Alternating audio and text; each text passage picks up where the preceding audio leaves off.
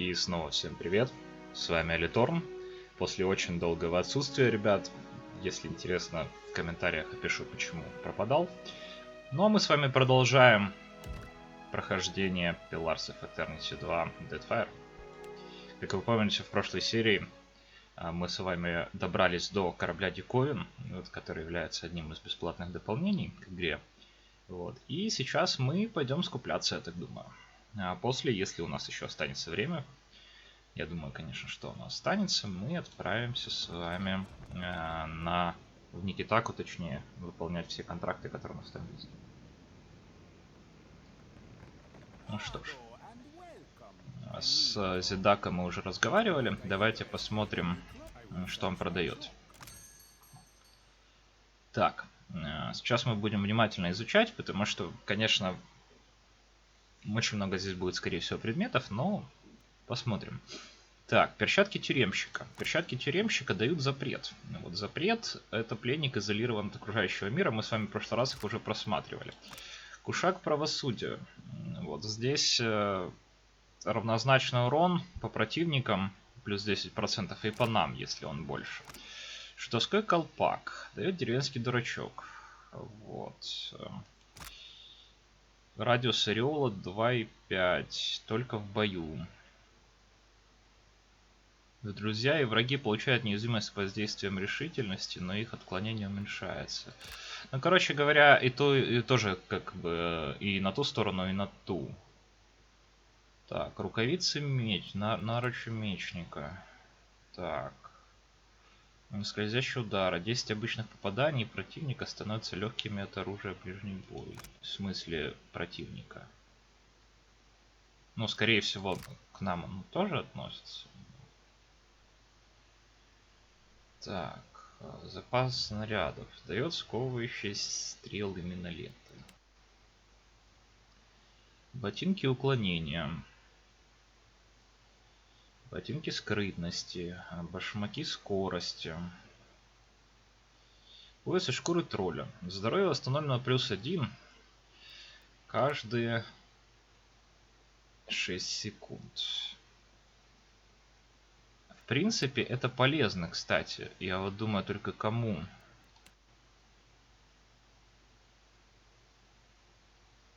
Вот можно купить для Серафена.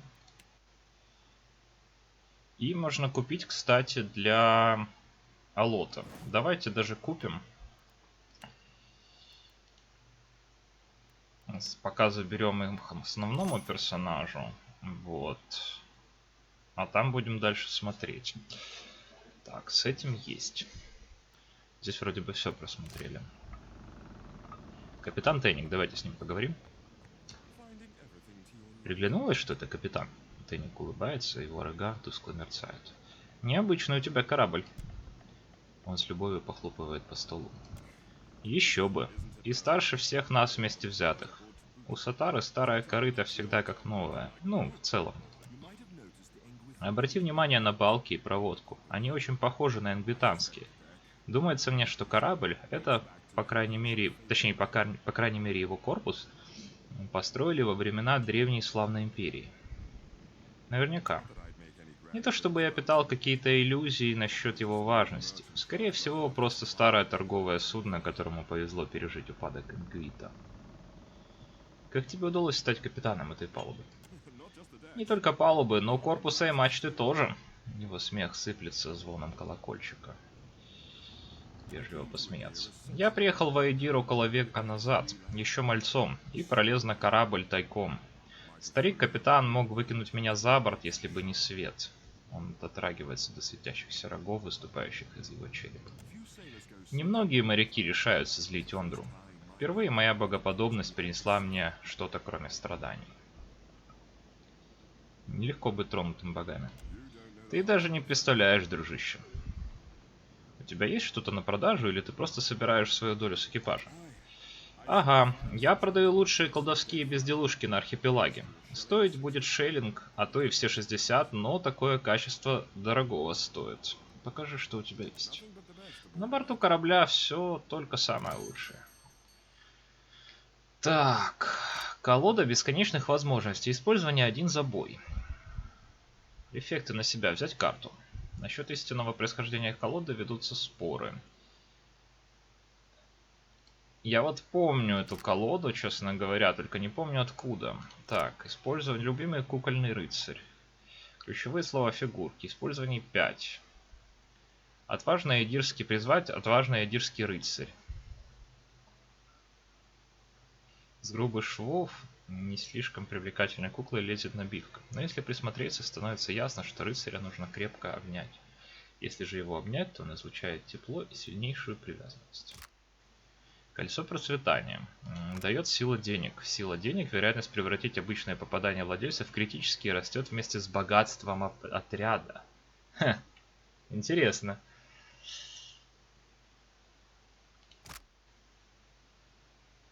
Три обычных попаданий, 6, 9, 12 и аж 15. Только вот вопрос в том... Блин, интересно даже, я бы купил.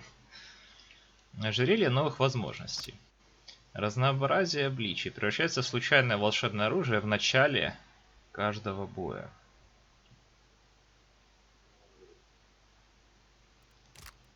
Шлепанцы наемного убийцы. Врагам, получившим удар от владельца, для срабатывания эффекта окружения требуется дополнительный союзник. Теневое обличие. Когда владелец наносит врагу смертельный удар, он получает кратковременную невидимость и может сбежать или нанести еще один удар. Так, накидка падающей звезды. Дает одинокий путник. Если рядом нет союзника, владелец получает бонус к любой защите. Все защиты плюс 7. Накидка бедности. Дает нищета. Увеличивает решительность владельца, пока у отряда мало денег. Шутовская обувь. Остроумие. Враги, наложившие на владельца воздействие на интеллект, получают воздействие путаницы. Эффективность ловушек плюс 25. Предательский звон. Кольцо восстановления. Дает спасение судьбы. 3 заряда. Время обращается вспять, и владелец может выйти из бессознательного состояния без ранений. Игральные кости Бераса. 1 на передышку, только в бою. Использование 8. Эффекты призвать 1 из тень.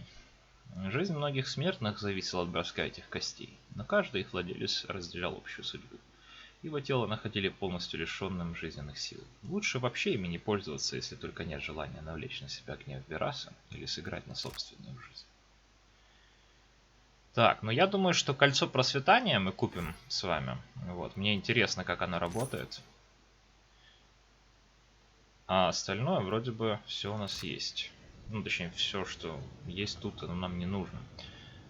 Так, здесь навык механики. И это кража. Ну, не будем ничего красть, мы довольно добрые ребята. Сатара. Широкоплечья женщина Аумау стоит у ящиков и стоек с оружием и доспехами. Холодный оттенок кожи и геометрические узоры на заляпанной маслом одежде выдают в ней коренную Рауатай. При виде вас женщина улыбается, обнажая острые зубы и кивает. Приветствую. Полагаю, Тенник рассказал о нашей плавучей ярмарке, так что сразу к сути. Я Сатара. Продаю лучшее оружие и доспехи, что для воинов, что для кораблей. Что ты ищешь? Как тебя занесло на корабль? Сама постоянно задаюсь этим вопросом. Если коротко, то корабль зашел в Рауатай в поисках кузнеца, а я была кузнецом и мечтала убраться из Рауатай. Я тогда не отличала булинь от блина, но на море быстро всему учишься. Или идешь ко дну. Есть версия длиннее. Да, очень запутанная и никаким боком тебя не касающаяся. Ну спасибо. Необычное судно. Точно. Похоже на джонку, но это в основном моя заслуга. Если заглянуть под слой грязи и заплаток толщиной лет в 10, увидишь очень странные хреновины. Медь, адра, аидирские руны, варианские трубы. Вероятнее всего, корабль построили во времена Старого Ингвита, и за 1000 лет те, кто на нем плавал, переделали до неузнаваемости все. Я хотела переименовать этого упрямца в плавучую помойку, да Тенник не дает. Упрямца — это ты корабле? Поверь, тот еще упрямец, уж я-то знаю. Покажи, что у тебя есть. Глазей на здоровье. Пояс избранника Магран. Дает огненная связь. Нанесено урона как огненный, плюс 3% для оружия. Каждое попадание дает небольшой шанс призвать враждебного огненного Эйдуса. Ага, ну то есть на нас оно будет дамажить. Ладно, когти Халии. Большой вес. При ударе оружием ближнего боя с вероятностью 25% владелец или противник получает постепенный чистый урон. Наклоненная рукоять. Нанесено урона как рубящий. Плюс 5 для оружия ближний бой. Сандалии водяной лилии. Невосприимчивость к воздействиям по ловкости. Все защиты минус 10. Короче, здесь какие-то ребята, если вы заметите, большинство предметов, они в обе стороны работают. То есть что-то и на нас. Так, плюс 10% входа. Рули из эмирской стали. Плюс 5 метров скорость в бою. Они повышают маневренность любого корабля. Не знаю, зачем оно нам надо, поэтому не будем пока покупать. И все получается, что ли? Нет, не все. Наемница. Наемница с нами не хочет разговаривать. Блестяшка. В углу стоит Лагуфет. Голова его повернута в сторону, чтобы удобнее следить за вами выпуклым глазом. Большое ведро соленой воды стоит за ним в углу, и по темной поверхности плавает губка. Чудовище показывает на ближайшие полки, словно предлагая поближе смотреть их содержимое. Эдер. Как понять, что одна из этих тварей набивается тебе в спутнике? Он шипит сквозь похожие на иглы зубы. Необычный корабль, правда? Существо булькает, перепончатая лапа ложится на легко вздрагивающую голову. Необычное место для Лагуфета. Лагуфет снова булькает. Разве ты не предпочитаешь жить в море, а не над ним? Он булькает. Ты не из болтливых, верно? Эдер кажется вполне довольным, Серафен прикрывает глаза и кивает, а в глазах Зоти горит мрачное веселье. Так. Флакон звездного света. На себя. Решительность, интеллект, восприятие, телосложение, ловкость, сила. На 10 секунд.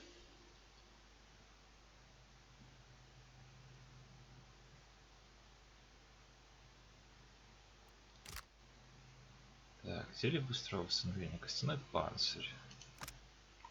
Цель атаки. Урон 10 и 5 дробящий каждые 3 секунды. Минус 35 скорости действий. В общем, здесь, короче, ага. Кольцо сливных мозгов. Интеллект минус 8. Устойчивость к воздействиям восприятия.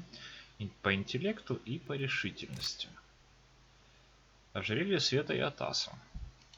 Благословение солнца. Призывает колонну яркого солнечного света, обжигая и потенциально ослепляя всех. Использование одно на передышку. И второе это отражение рассвета. Ожерелье переливается яркими цветами и дает владельцу шанс отразить каждое заклинание, примененное днем. Вот это ожерелье мне нравится. Ожерелье осенней луны. Дает полуночная мечта. Направляет лунную энергию в локализованный источник силы, восстанавливая здоровье союзников в области действий, давая небольшой бонус ко всем типам защиты. Тоже неплохо. Ежегодная жатва. Минус 5 время восстановления на каждые 6 секунд при критическом попадании. Минус 5 время восстановления на 6 секунд при критическом попадании. Это тоже неплохо. Приобретем.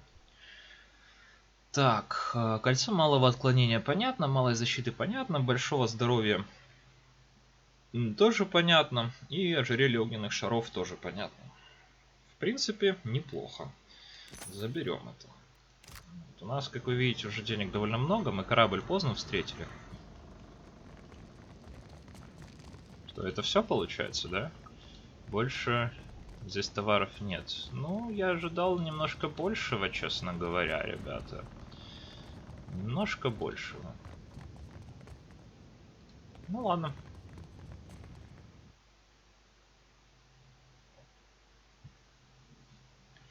Так, сейчас мы Эдуру, точнее не Эдуру, а Алоту экипируем наш новый пояс. Вот. И что-то там еще. Не знаю, может колоду купить. Я вот не помню, зачем она нужна, поэтому, может быть, лучше ее купить, чтобы она была. Давайте, наверное, да, так и сделаем. Потому что я помню, что там была какая-то идея с этой колодой связанная. То есть она то ли и плюсы, и минусы, конечно, дает, но это явно очень необычный предмет из первой части.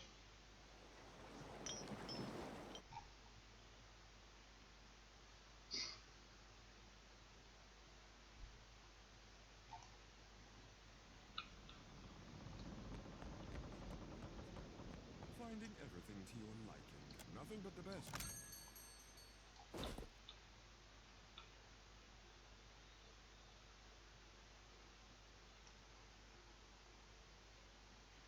Ну и теневое обличие, в принципе, можем купить тоже.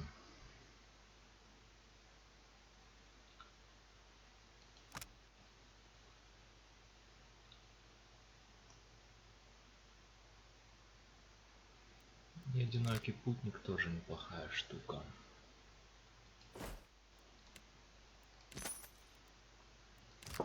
Ну, мы с вами скупились просто так, чтобы уж с запасом, знаете. Вот. Посмотрим. Скорее всего, большинство из этих предметов нам не пригодятся, потому что, как вы знаете, я люблю надевать один раз что-то и больше это не снимать.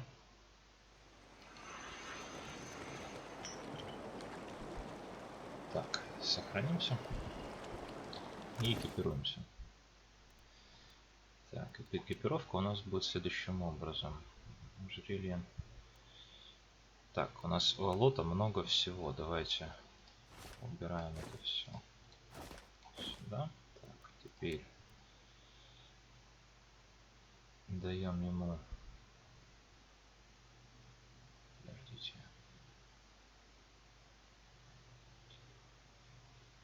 Я не купил, что ли, пояс? Вроде бы ж покупал.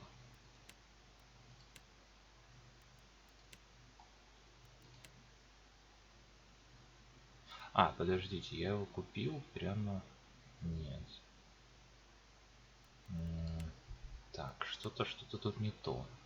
Я же вроде бы покупал пояс.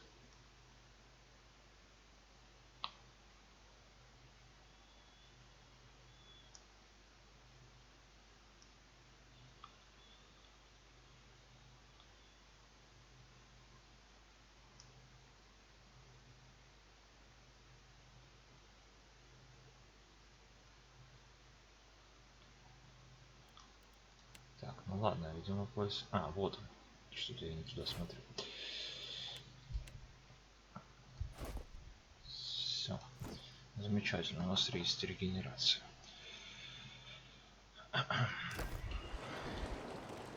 Так, ну что ж, вроде бы все. Насчет силы денег давайте посмотрим. Вот сколько оно будет давать сейчас. Так. Сколько оно будет давать сейчас?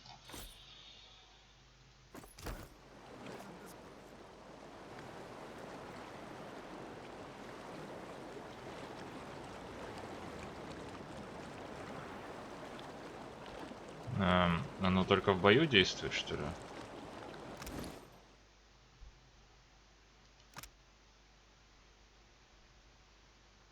Только в бою, да. Надо будет посмотреть в бою тогда, сколько оно будет давать. Так, ожерелье света и Атаса. И что оно там дает нам, я уже забыл. Ослепление. Призывает колонну. Ну, то есть это просто скилл. Так, у нас у всех ожерелья есть. По-моему, да, ожерелье у нас есть у всех. Хорошо. У Зоди, кстати, нет перчаток. Никаких.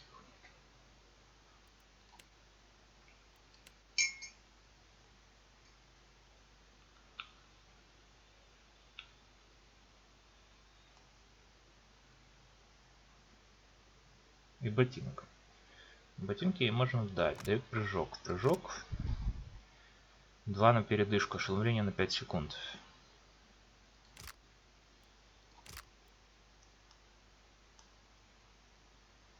Ловкость и решительность устойчивая к воздействиям силам. Давайте так наденем.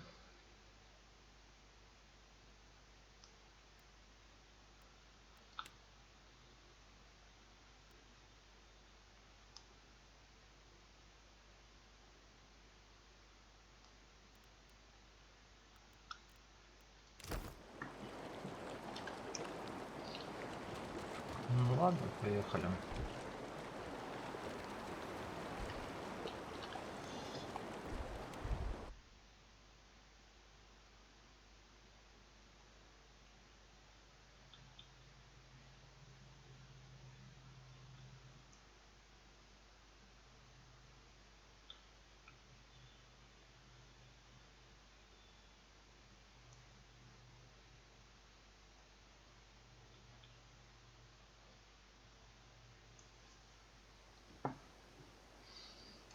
Теперь мы его будем, наверное, видеть на карте, я так думаю. Капитан Теник называется. Так, и нам в Никитаку. Конечно, мы будем плыть не просто, мы будем плыть, исследуя карту. Как мы это обычно делаем с вами.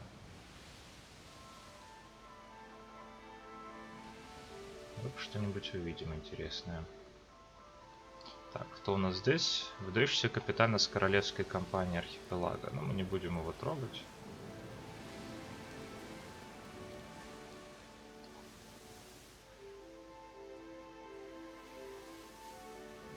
Бейна. Бейну нам, кстати, грохнуть надо, насколько я помню. Смотрите, новый остров какой-то обнаружили. Капитан Крукспура.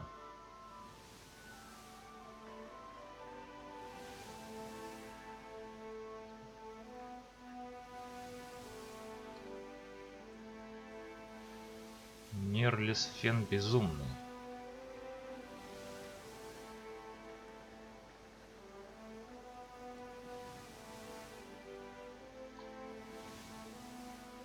Так, этот остров, он... На него вообще нельзя попасть, как оказывается. То есть здесь нет пристани, видите?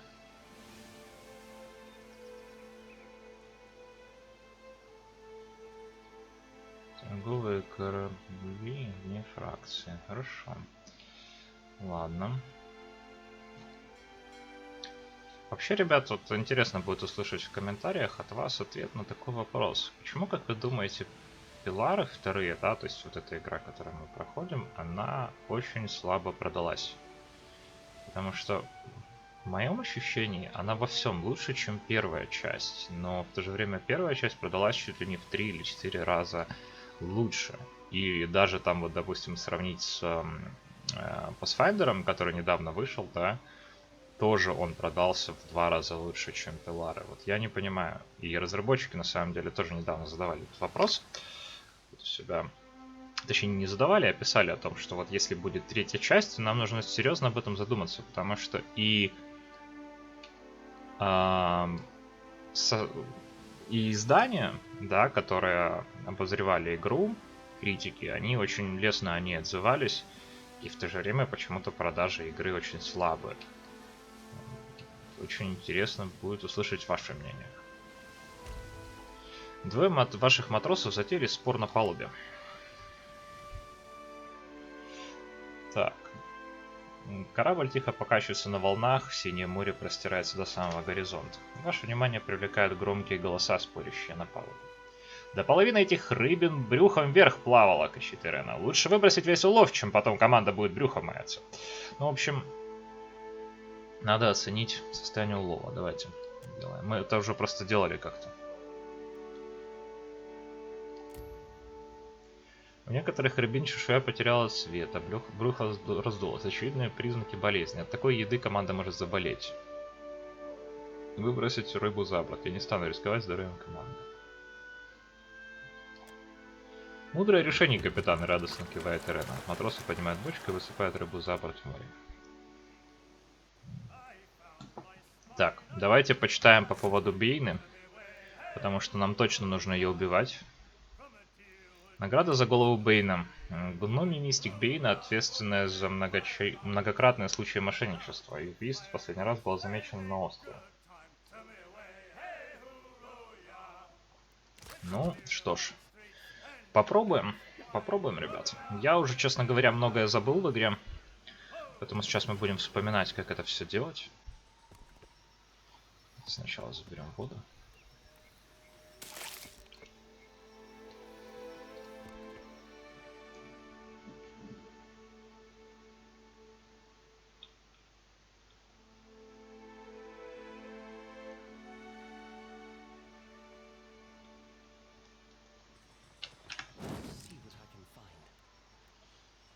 нас тут есть сразу несколько врагов. Вот самобейно.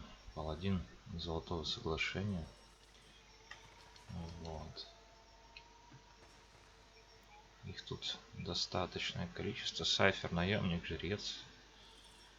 Ну что ж, ребят, это будет не очень просто. Не так просто, как хотелось бы. Так. Поехали.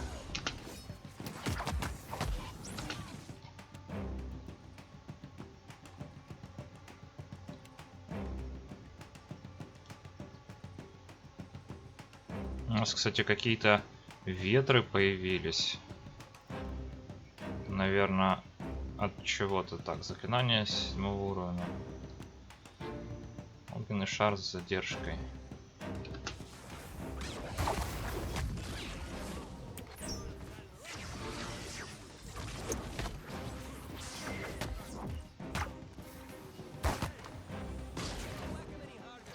Ну да, он действительно хороший урон наносит. Кстати, да, мы хотели посмотреть дикость и диковина. Урон плюс 3%. Вот это оно или нет? Золотая вражда. Дикость и диковины. Подождите, как назывался там тот предмет? Дает сила денег. Силы денег я тут не вижу, к сожалению.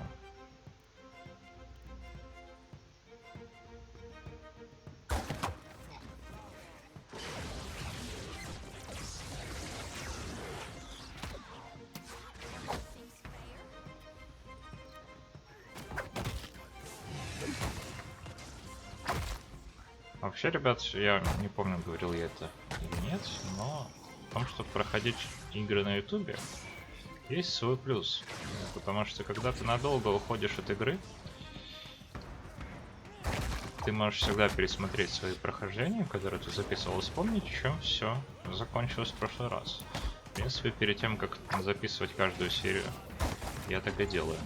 Точнее, серию, которую я записываю после долгого отсутствия.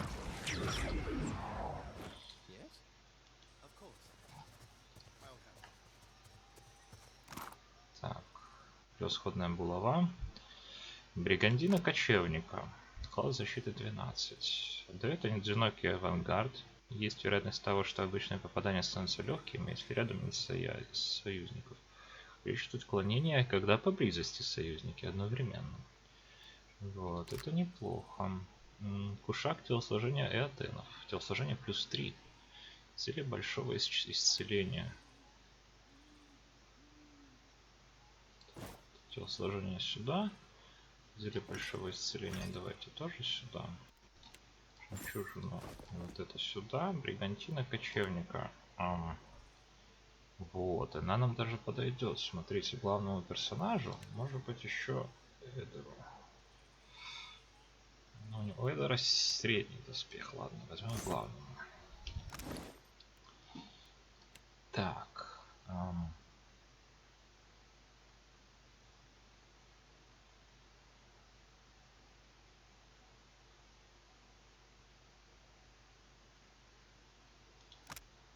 Знаете, мне нравятся эти доспехи. Я их один. У нас смотрим защиты 103. Класс защиты 12. Все правильно. Так. Здесь все заберем. Кстати, смотрите, я не знаю, замечал я раньше или нет, но мы их раздеваем теперь. Раньше вроде такого не было. Так, посмотрим. Убить Бину. Вернуться к Нунгате. Нунгата будет рада узнать, что на островах стало одной убийцей меньше. Я могу забрать свою награду в змеином венце. Никитаки. И снова нас ведут в Никитаку, ребят. Это замечательно. Так, ничего мы тут интересного не найдем, я так понимаю. Странно, кстати, у них лагерь. Что-то здесь лагеря-то, собственно, нет. Было. Как будто бы это лагерь.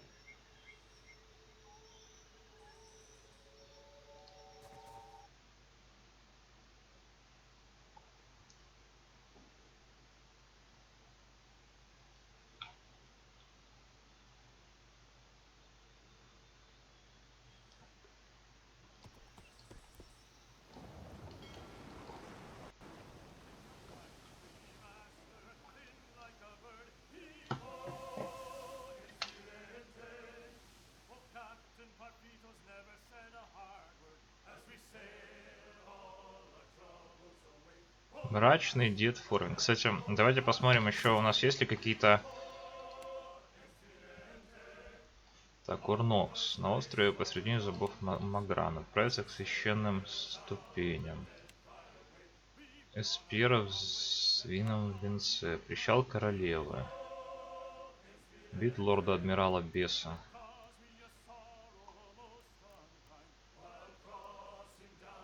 Вроде бы именно черный есть только. Черный его странник, ранний сбор обычно бороздят воды к северу от Никитаки. Черным. Я где-то его видел, ребят. Просто это последний капитан, которого нам нужно убить.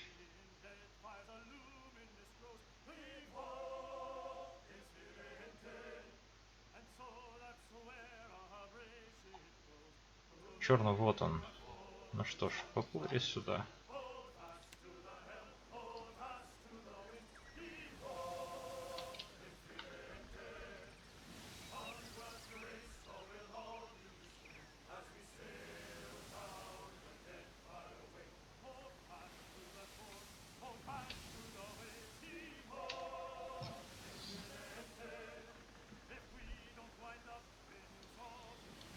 Так, черную. Корейская компания. Ранний сбор странник. Ну что ж, поехали. На абордаж.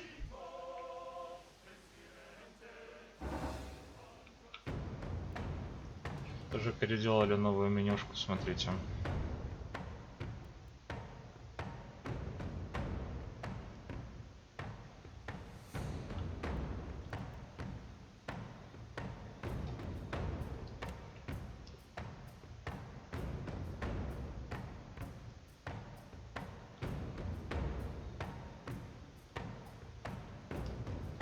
Его одна пушка всего.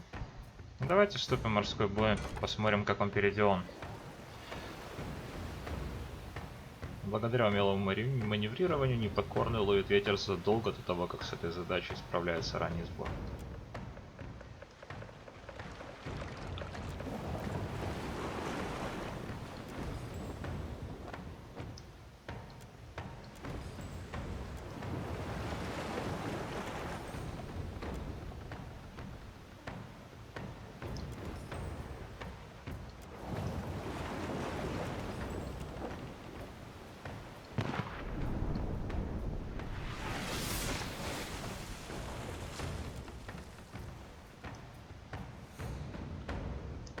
Никого не через вперед, можно было даже так сделать.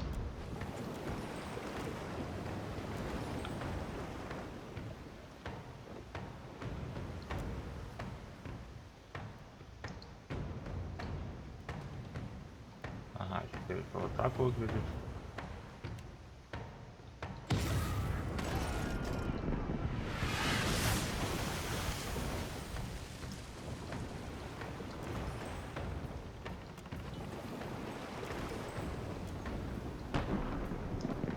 Кстати, кто-то из подписчиков мне порекомендовал перекидывать паруса. И это прям отлично.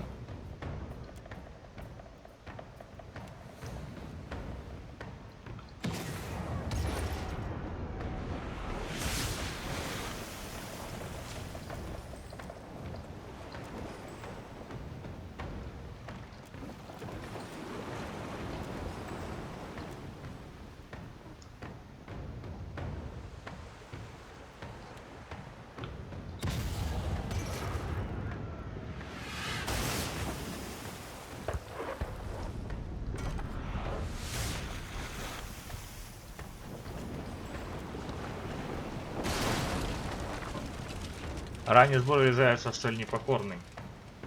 То есть они на нас врезались. Ранний сбор резким рывком бросается прямо к вам. Вражеская команда приветствует столкновение пронзительными криками. Корабли врезаются один в другой. Разрушаясь воинственными криками, ваш экипаж раскручивает абордажные крюки и наводит доски через пространство между кораблями. Ваши бойцы перепрыгивают на палубу противника, готовясь к бою. Ошеломленная команда атакуемого корабля все же находит силы сплотиться. Раздается грохот пистолетов и звон стали.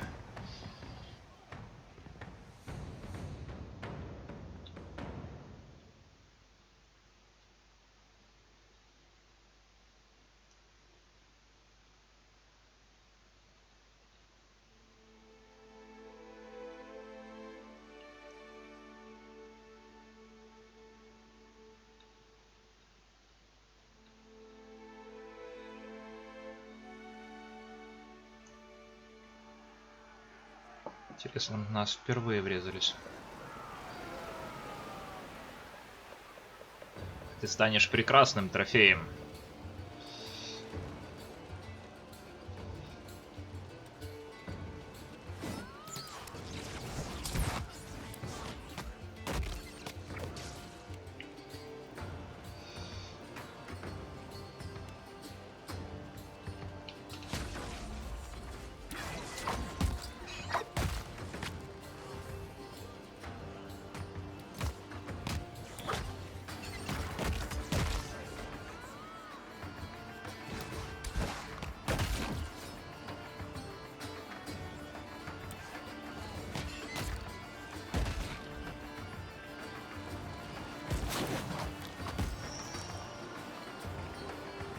Отлично.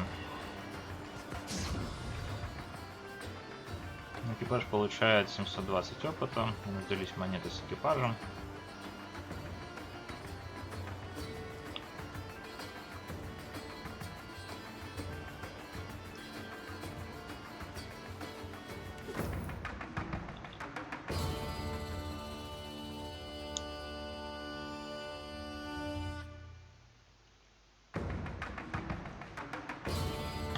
Так, ну что ж, это был последний, кого нам нужно было убить.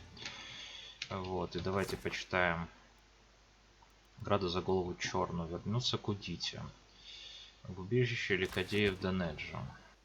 Так, хорошо. Ладно. Все, поплыли в Никитаку, ребят. Поплыли в Никитаку.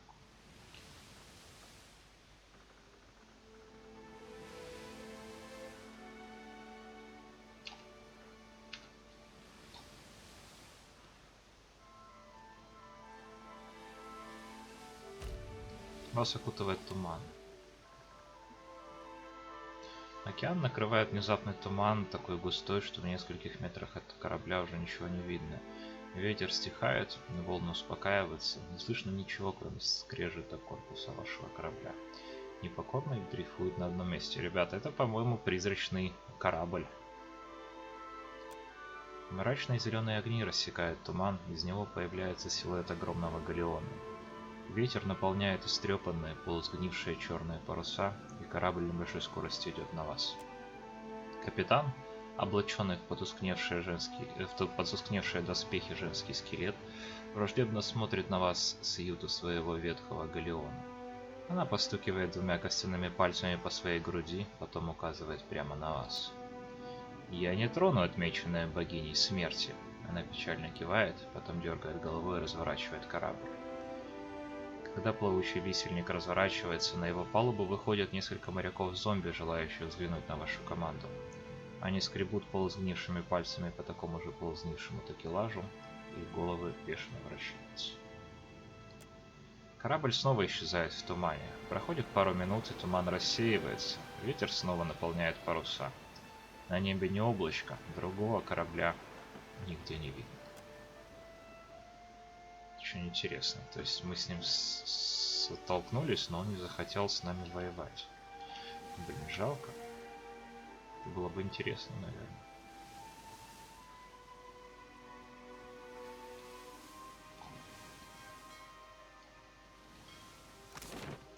Так, ну что ж.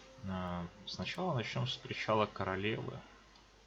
Потому что я помню, что здесь какой-то бес, по-моему, или кто-то такой есть.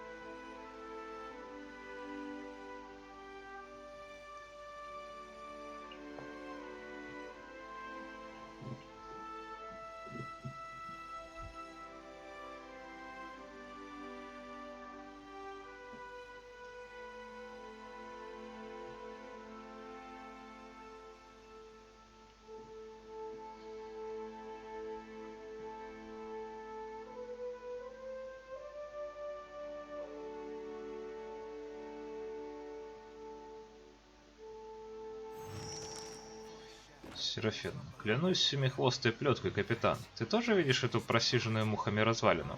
Это верх страданий, гнилая посудина Молнаш. Он с безумным видом указывает на приставшую неподалеку галеру. На палубе почти никого, всего пара матросов. Неясно, где остальные, на берегу или просто спустились вниз. Кто? Молнаш, дьяволица архипелага. А еще, к несчастью, вторая в списке лучших охотников на корабли. После вашего покорного слуги, разумеется. Он фыркает. Щеки Алота розовеют, он стряхивает головой. Эта коза возненавидела меня от души, как только я впервые поднялся на палубу колдуна. Римара защитил меня от самых опасных ее уроков. Когда за его голову объявили награду, так и знал, что эта шавка кинется в погоню первой. Клянусь синими морями, Молнаш охотится за головой Римара. Если она найдет его вперед нас, то прикончит, и гадать нечего. Нужно спешить, капитан. Он приподнимается на цыпочки. Так. Так где он там увидел эту галеру? И почему нам нужно с Римара разобраться? Нам нужно разобраться с Римаром? Так, давайте вообще почитаем, что нам нужно сделать.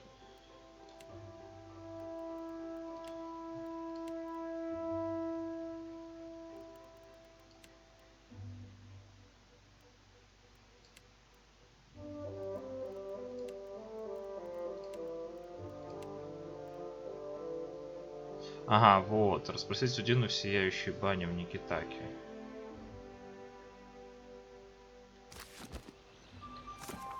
Серфен заметил у причала королевы Никитаки восторг страданий. Корабль, мол, наш, охотница за кораблями Принщипы.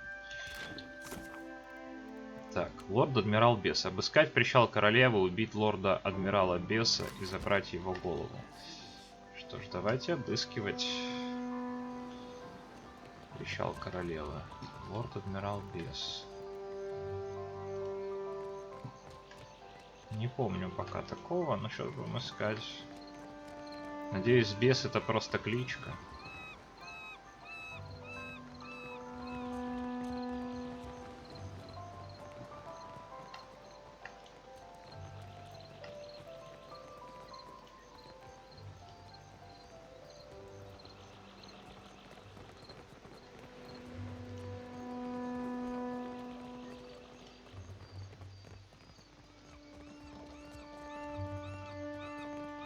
Мне нужна собака.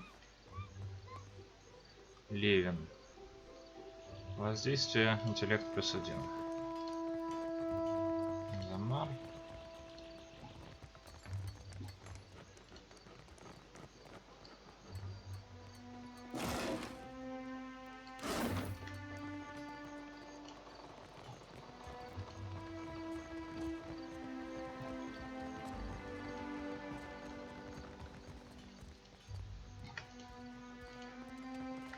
Так, а давайте, может, у него спросим. Нет. Ничего не знает.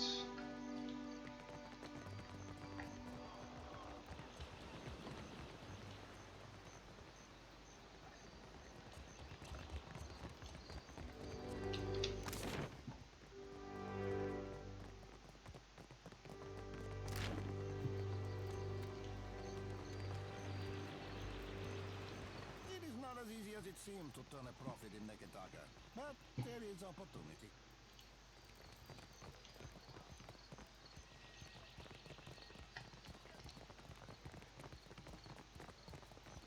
Gaunt comes for us all, and his light shines brightest for those who embrace him.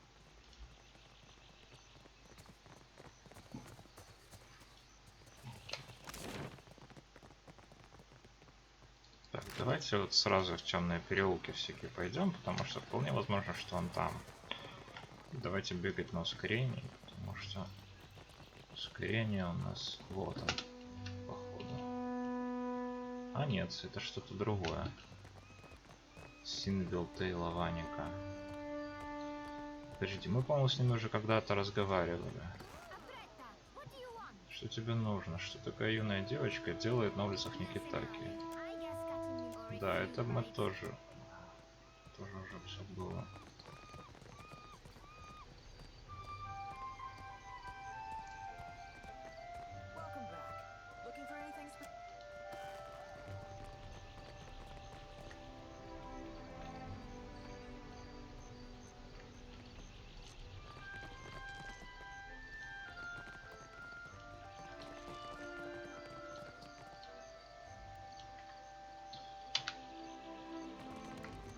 Я думаю, что, ребят, логика вся заключается вот это вот поисков, да, в том, что если написано в причале Никитаки, значит он ни в каком доме не находится в причале Никитаки. Ну, это лично моя догадка сейчас. Посмотрим, как это есть на самом деле.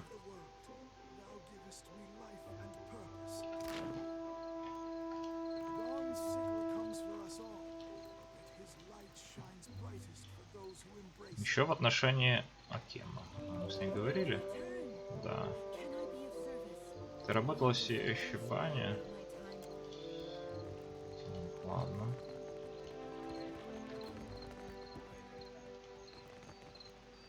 Не, она нам ничего не даст? Нет. Авета. Между нами все кончено. Мои дела это мои дела. У меня нет на тебя времени. Ну, спасибо. Так, а это что за корабль?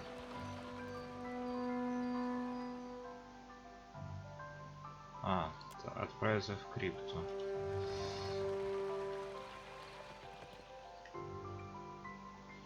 Вы ныряете в канал и опускаетесь на колени перед железной решеткой. Смрад сточных вод, доносящийся с той стороны, настолько мощный, что у вас на глазах выступают слезы. Вот, я помню, что вроде бы мы там были. Ладно, давайте пока не будем туда заходить. Это Веном.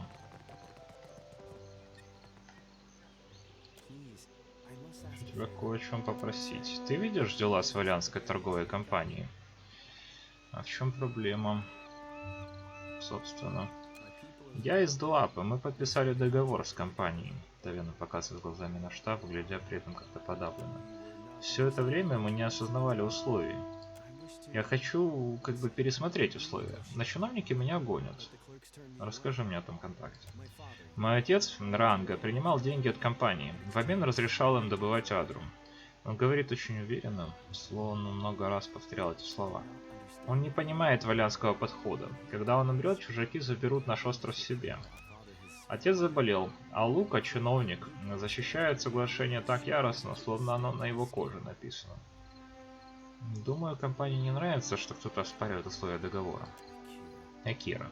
Когда валянский чиновник понял, что я из Дуапа, то начал очень нервничать. Я разговаривал с Лукой, но мои слова уходят никуда, как камни, брошенные в колодец. Пока меня не пускают в штаб компании, я никак не могу помочь своему народу. Тавена теребит множество кисточек на своем костюме. Конторское дело мне знакомо. Я встречусь с Лукой, может мы сумеем найти более приемлемые условия. Конторское дело мне знакомо. Если тебе нужно защищать, то мне понадобится оплата. Он передает вам 2 пригоршни медяков. Зоти раздраженно проводит языком по зубам. Ну, кому-то не нравятся махинации. Так, давайте почитаем, что это за задание. Новые условия называется. Поговорить с Лукой. Тавену не удалось преодолеть бюрократические препоны Валианской торговой компании. Можно начать с разговора с Лукой в представительстве торговой компании. Пойдем поговорим с Лукой.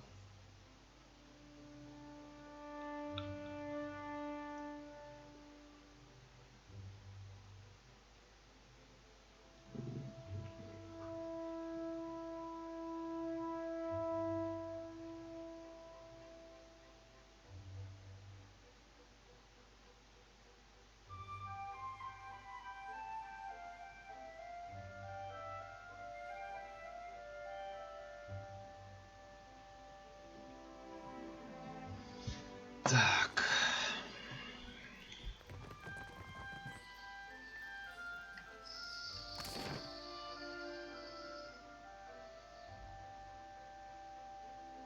Как нет Луки, он здесь это находится. Лука.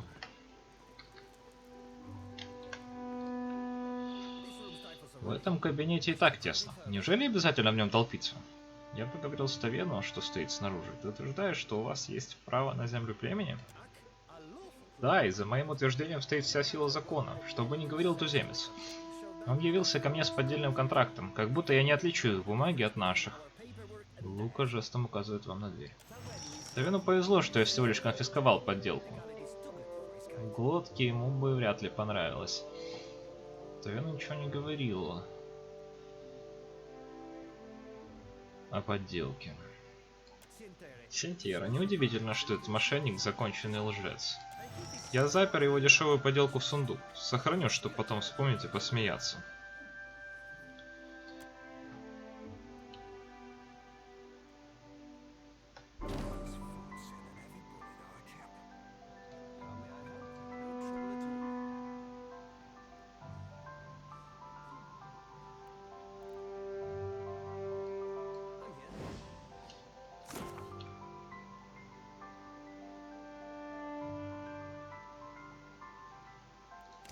Давайте посмотрим на контракт.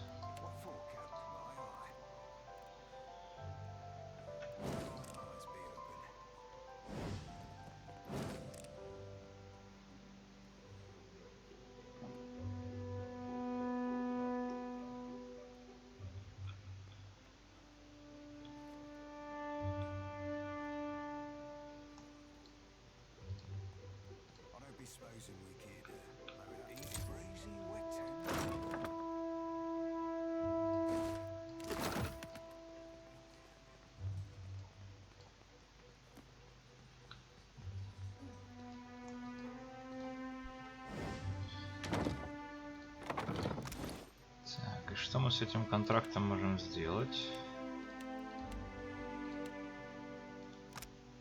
В этом контракте изложены условия соглашения между Валианской торговой компанией и вождем племени Дуапа с ближайшего острова. В нем говорится, что валианцы получают в свое распоряжение часть минеральных месторождений, а Дуапа остаются все права на землю. К этому документу, однако, прилагается другой, в котором условия меняются. Дуапа сохраняют все права на землю навсегда. Печать на этом приложении не такая четкая, как на первом документе. Так, ну пошлите поговорим с Тавеном.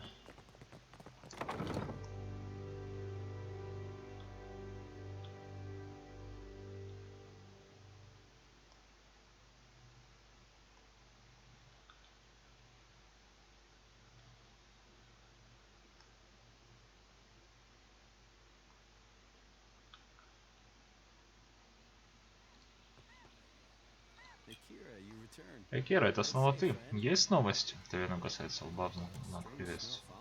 От тебя странно пахнет. Надеюсь, здоровье твое в порядке? Почему ты не рассказал мне, что показал Луке фальшивый договор? Поддельный? Это кто сказал? Он плотно нажимает губы. Я показал Луке новый договор с более справедливыми условиями. Лука назвал меня преступником и позвал стражу. Что ты называешь новым договором? Кое-кто в глотке предложил мне помощь. Принес бумагу, чернила и сургуч. Он помог мне составить новый договор по валианским правилам и поставить на него печати. Луке это не понравилось. Он забрал мой договор и выгнал меня на улицу. Сказать правду, думаю, тебе дали фальшивку. Я не понимаю этого слова. Я бы все исправил, но Лука не даст мне возможности. Переговоры с чужаками не моя стезя. Тавен чешет затылки и хмурится.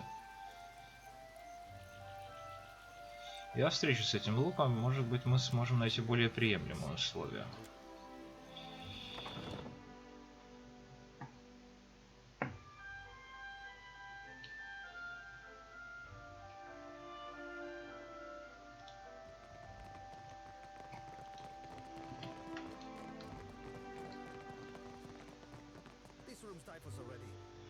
Должен быть какой-то приемлемый способ разрешить проблему Тавена. Твой деревенский дружок должен уяснить, что не стоит стоять на пути у компании к ее трофеям. Компании позволено решать проблемы так, как мы сочтем нужным, а сейчас Тавена представляет для нас проблему. Кроме того, ложь – вторая натура наследника Раанга и его невежественных подданных.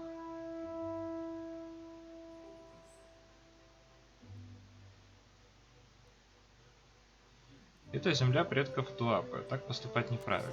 Земля предков, которую они сами решили променять на деньги, не так ли? Я могу практически гарантировать, что компания найдет ей более достойное применение. Если ты будешь так вести переговоры, то сам подтолкнешь Уана к королевской компании Архипелага. У тебя внезапный приступ честности, или ты просто перебродивших дурянов обожрался? Впрочем, в любом случае, не буду разрывать контракт в интересах дипломатии. Так просто не делается, Лука. Компания ничего не потеряет, отдав остров, которым никогда не владела. Что ж, полагаю, с моей стороны будет недальновидно настаивать на исполнении одного контракта, если это пойдет в ущерб всей операции. А теперь ступай, у меня, знаешь ли, есть важные дела. Мы его убедили. Дипломатия наша все.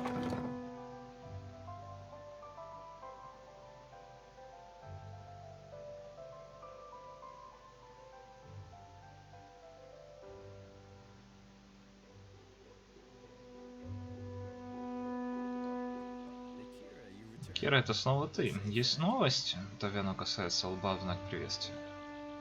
Забудь про запах. Твоя деревня свободна от валианской торговой компании. Лука прислушался к голосу разума. Дуапа не лишатся своего острова. Кира, я поверить в это не могу. Такая долгая череда бед, среди которых наконец-то забрежила надежда. С широкой улыбкой Тавиану хлопает вас по плечу. Деревня у меня достаточно скромная, но я все же подготовился. Припас несколько самоцветов для обмена. Теперь они твои. Спасибо, я приму любую плату, которую ты сможешь предложить. Ты друг всех Дуапа, мы этого не забудем. Тавиану улыбается и распрямляет спину, становясь выше.